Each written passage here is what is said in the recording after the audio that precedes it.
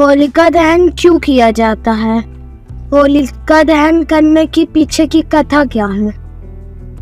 होलिका दहन हिंदुओं का एक महत्वपूर्ण पर्व है जिसमें होली के एक दिन पहले यानी पूर्व संध्या को होलिका का सांकेतिक रूप से दहन किया जाता है।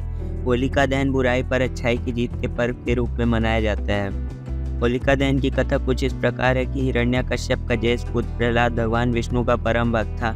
पिता के लाख कहने के बावजूद प्रहलाद विष्णु की भक्ति करता रहा। दैत्य पुत्र होने के बावजूद नारद मुनि की शिक्षा के परिणाम स्वरूप प्रहलाद महान नारायण भक्त बना।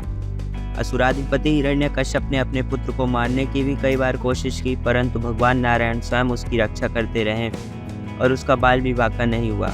असुरराज की बहन होलिका को भगवान शंकर से ऐसी चादर मिली थी जिसे ओढ़ने पर अग्नि उसे जला नहीं सकती। होलिका उस चादर को ओढ़कर प्रहलाद को गोद में लेकर चिता पर बैठ गई।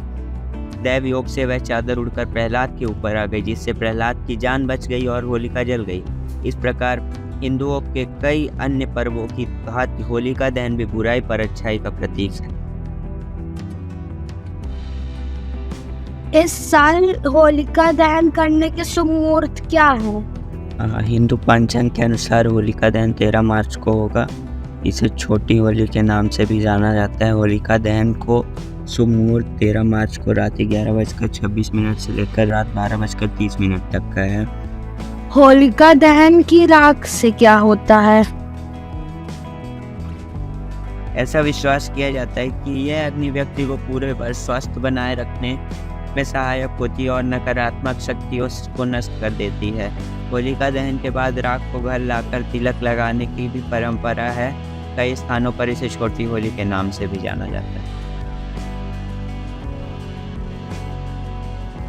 वही होलिका दहन का अपना महत्व है। उसे बुराई पर अच्छाई की जीत के रूप में मनाया जाता है। इस दिन बुराइयों को होलिका की आग में जलते और अच्छाई के मार्ग पर चलने की सीख लेते हैं।